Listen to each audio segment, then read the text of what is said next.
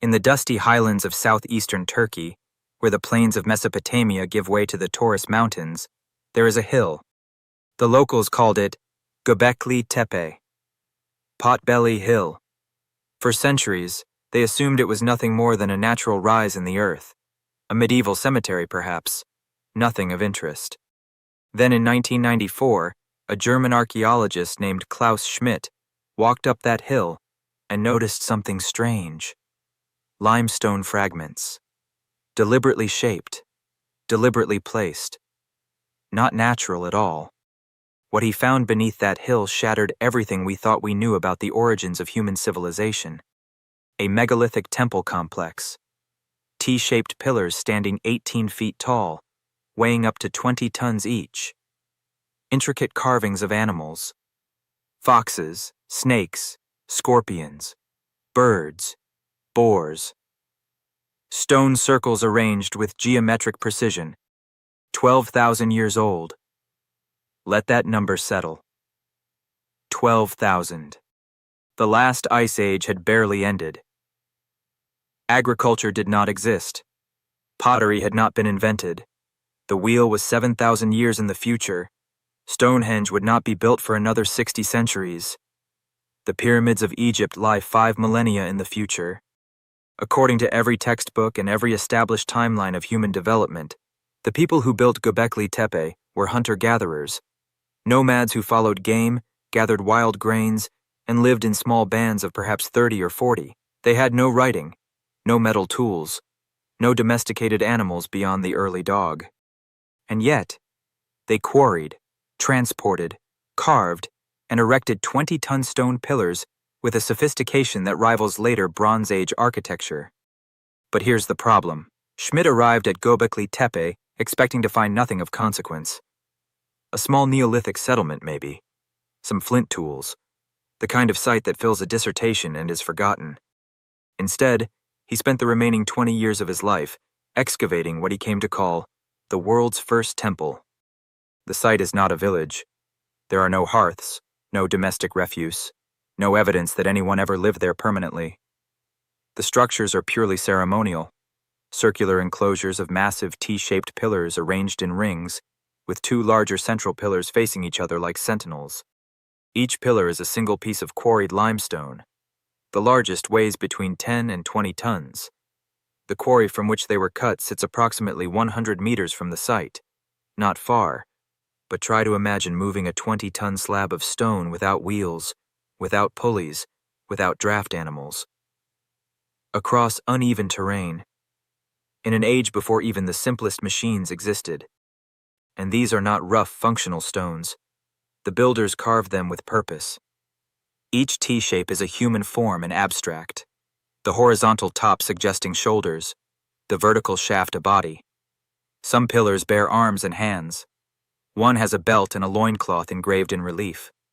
But the carvings go deeper.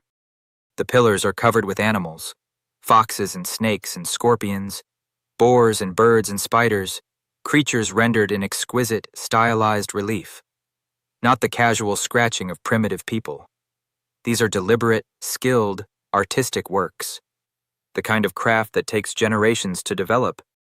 And then there's the scale of what remains hidden. Klaus Schmidt, before his death in 2014, estimated that only about 5% of Göbekli Tepe had been excavated. Ground-penetrating radar reveals at least 20 more circular enclosures still buried beneath the hill. Some archaeologists believe the site may extend hundreds of meters deeper and wider than what we see today. We have barely scratched the surface of what is buried there. Which raises the question no mainstream textbook can comfortably answer: the standard model of human development, the story we were all taught, goes something like this. For hundreds of thousands of years, humans lived in small, mobile bands, hunter-gatherers, simple tools, no permanent structures. Then, around 10,000 years ago, something changed. We discovered agriculture. We domesticated wheat and barley. This allowed us to settle in one place. Settlements grew into villages. Villages grew into towns. Surplus food freed people to specialize. Priests, craftsmen, rulers. Only then, the theory goes, did we have the organization and resources to build monumental architecture. Göbekli Tepe inverts that sequence entirely. It was built before agriculture, before settlement, before everything. The standard model must come first. So let's think through what this actually required, practically speaking. To quarry a 20-ton limestone pillar, you need to identify suitable stone, plan the extraction, and coordinate the hewing, all without metal. The builders used flint tools. Flint. They carved limestone with stone. The labor involved is almost incomprehensible to us. To move that pillar even 100 meters requires ropes, fibers, organization, a coordinated team. Estimates suggest that moving one of the larger pillars would require hundreds of people working in unison. People who, according to the standard narrative, should have been wandering the landscape in small family groups following game herds. Then you must erect the pillar, set it into a socket carved into the bedrock, stabilize it. Repeat the process for each pillar in the circle, sometimes more than a dozen in a single enclosure. Then build stone walls between them. Then carve intricate reliefs into the surfaces. This was not the work of a season or a year. This was a sustained, multi-generational construction project. It required planning, hierarchy, specialized knowledge, and a shared vision that persisted across lifetimes, and the people who did it were supposed to be hunter-gatherers. Mainstream archaeology, to its credit, has acknowledged the problem. Schmidt himself proposed a theory. The need to build Göbekli Tepe may have actually driven the invention of agriculture. People gathered at the site for ceremonies. They needed to feed the workers. This pressure, Schmidt argued, led to the deliberate cultivation of wild grains, pushing humanity from foraging toward farming. It's a clever theory. But it doesn't answer the deeper question. Where did the knowledge come from? Let's look at what they left us. The carvings at Göbekli Tepe are not decoration. They are not random. The animals appear in deliberate patterns, and some researchers believe they tell a story we are only beginning to read. The most famous is Pillar 43, known as the Vulture Stone. At its center, a large vulture spreads its wings over what appears to be a sphere or disc. Below it, a scorpion. Around it, smaller birds and animals. And at the bottom, a headless human figure. Mainstream interpretation is cautious. The carvings are mythic, symbolic, perhaps representing death rituals. The vulture, after all, was associated with excarnation in nearby cultures, the practice of exposing the dead for birds to consume. But in 2017, researchers at the University of Edinburgh proposed something far more audacious. They argued that the carvings on Pillar 43 are a sky map, a record of a catastrophic comet impact that struck Earth around 10,900 BCE. The vulture represents the constellation Sagittarius. The scorpion is Scorpius. The headless figure symbolizes death and destruction. The arrangement, they claim, matches the position of the constellations at the time of the impact. The Younger Dryas impact hypothesis, as it is known, suggests that a fragmented comet struck the Earth around 12,800 years ago, triggering massive wildfires, a 1,000-year return to Ice Age conditions, and the extinction of dozens of large animal species, including the woolly mammoth and the saber-toothed cat. If the Edinburgh researchers are right, Göbekli Tepe is not just a temple. It is a monument to a catastrophe, a warning, carved in stone, passed down by the survivors. Mainstream archaeology strongly opposes this interpretation. The comet impact itself remains hotly debated. The alignment of the carvings is disputed. The dating is contested. But that explanation doesn't satisfy everyone. Because there's another possibility. One that's harder to dismiss. What if the builders of Göbekli Tepe were not hunter-gatherers at all, but the inheritors of a much older tradition?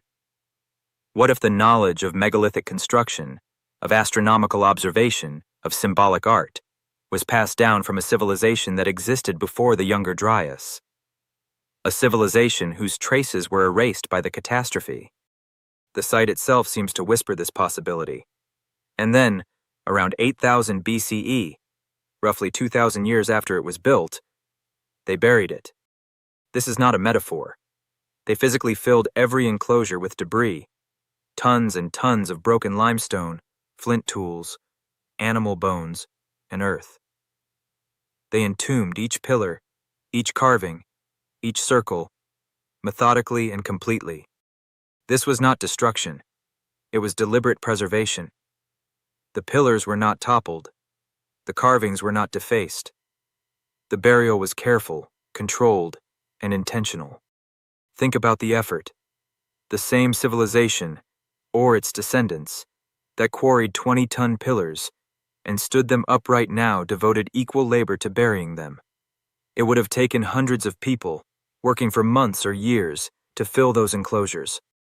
The debris had to be brought from elsewhere, the surrounding hillsides, the work camps, the discarded refuse of generations. And the question that haunts archaeologists, why? If the temple was sacred, the center of their spiritual world, the destination of pilgrimages, the site of their most important ceremonies, why bury it? What changed? What were they hiding from? Or more disturbingly, what were they preserving it for? Before his death, Klaus Schmidt offered a cautious suggestion. Perhaps the site was not buried to hide it, but to seal it. Like a tomb, like a time capsule. The pillars were ritually killed, their power contained rather than destroyed. In many ancient cultures, sacred objects that had completed their purpose were ritually interred rather than abandoned. But there's another theory. What if the burial was a form of protection? What if the builders knew something was coming? Another catastrophe, another wave of invaders, another collapse, and they buried their most sacred site to shield it from what was to come. The last enclosures were filled around 8000 BCE. And then, for 9,000 years, Göbekli Tepe slept beneath the earth, unseen, untouched, waiting. Here is what we know. Göbekli Tepe is not a village. It was built by people who, according to our models, should not have been capable of building it. It was constructed at a time when the standard story of human civilization says such things were impossible. And it is not alone. In recent years, related sites have been discovered across the region. Karahan Tepe, just 30 kilometers away, shares the same T-shaped pillars, the same construction techniques, the same impossible antiquity. Other sites are emerging from the soil of southeastern Turkey, each one pushing the timeline of complex human society further back. The evidence is piling up, and the mainstream narrative is struggling to accommodate it. Perhaps the most unsettling implication of Göbekli Tepe is not what it says about the past, but what it suggests about the future. If a civilization capable of megalithic architecture, astronomical observation, and complex symbolic art existed 12,000 years ago, and was then erased so completely that we only rediscovered it in 1994, what else have we lost? What sits beneath other hills, in other countries, waiting to be found? And more urgently, what happened to them?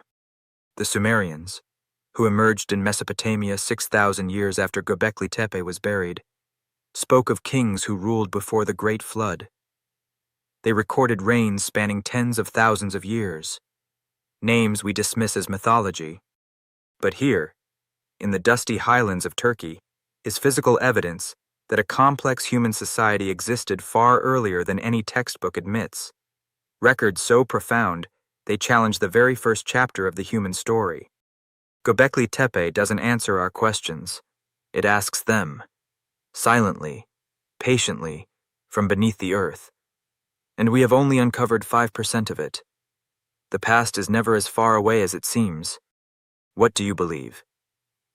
Is Göbekli Tepe the first temple of hunter-gatherers discovering religion and pushing themselves toward civilization, as mainstream archaeology maintains? Or is it a fragment of a lost world? A warning carved in stone, buried on purpose, waiting to be read by a civilization that has finally caught up to its builders? Let us know your theory in the comments below. And if you want to keep exploring the places where history doesn't add up, make sure you subscribe. Sleep well.